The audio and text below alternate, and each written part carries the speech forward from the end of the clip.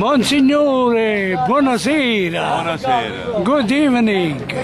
Listen, we have the pleasure to see you at the end of this bazaar, the festivity of Maria Santissima Addolorata of Castelpetroso.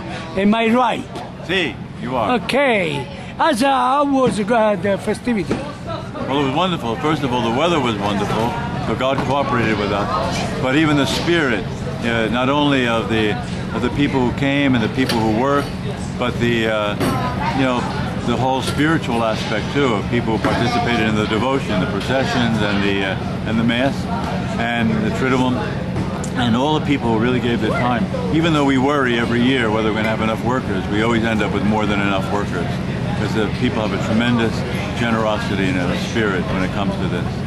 We see that you mentioned a lot of people they come to work.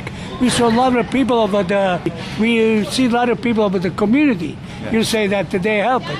And so they were enough people that from the community. Oh, some of them worked all 4 days, So that yes, we see that yeah. Some they work 4 days, some they work a few hours, some they work for all day. What do you think of that?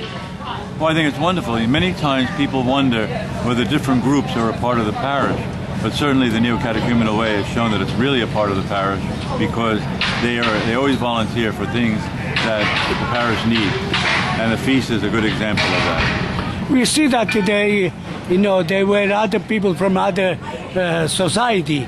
Where are the names of the other society? Well, the Rosary Society, the Knights of Columbus helped to set up. Of course, the Italian community, worked very, very hard, with all of the preparation of the food and all the hard work that went into preparation for the feast. And then other groups, even though they don't work together as a society, they're members of different societies. Now, can you tell us how long ago this started? This festivity, this bazaar, this in the name of Our Lady of Castelpetroso, Maria Santissima Addolorata of Castelpetroso. When did it start? Well, it started, I think, in 1991. Were you here? No, I was here only 9 years, but it's 22 years we've had the feast. And the feast has been 22 years, and you here only 9 years. 9. Did you see any progress? Oh, I've seen the growth, that the spirit, the crowds of people who come, that has remained consistent, and it's even grown, as time has gone on. And the new ideas, Gina does a wonderful, wonderful job, Gina Tamburi, in terms of being on top of everything. I've seen, us expand the entertainment, not only a DJ, but live entertainment at the feast. And, different companies, a new rides company that we're using.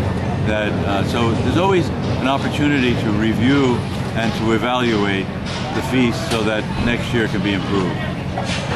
Monsignor, pardon us, but we have this in our heart.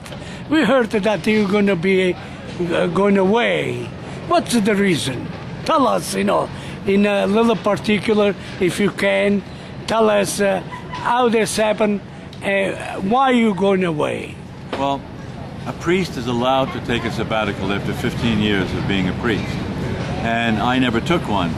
So I have the opportunity, there's a course that I wanted to take in Arizona. There was an opportunity this year, and they only had one space left. So I applied for it and I got the space. So that, and an opportunity, a sabbatical, is for study and for prayer and for reflection, so that you come back renewed. But many people think that I'm not coming back, but I am coming back. Are you sure? Because somebody told us that you were going to Roma, in Italy, and sound like you will not come back. No, there was an option to take a course in Rome, but because I had some, like for instance, I had my nephew's wedding, and some other things that are happening this fall, that I needed to stay here in this country.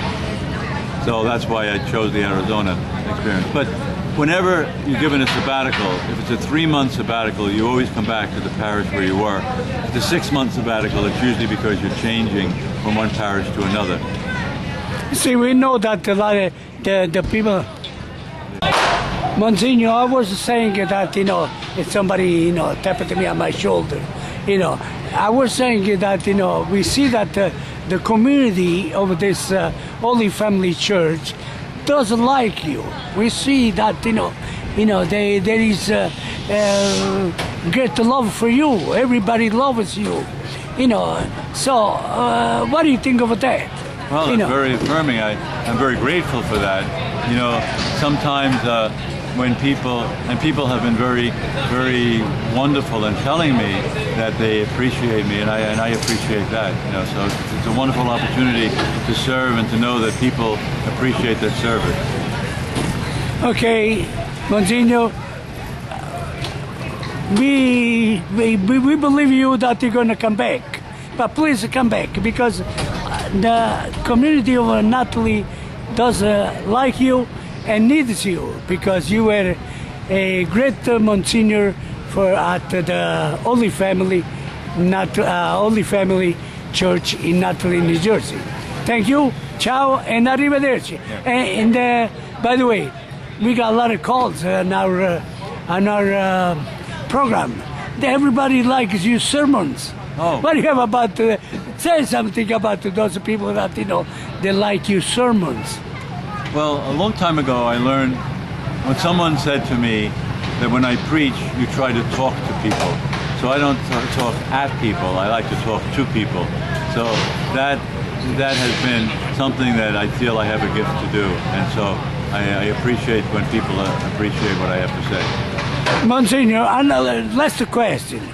And see, I do remember when you came from someplace else, I believe that you came from Garfield, New Jersey. And your voice was very loud, very strong, like mine,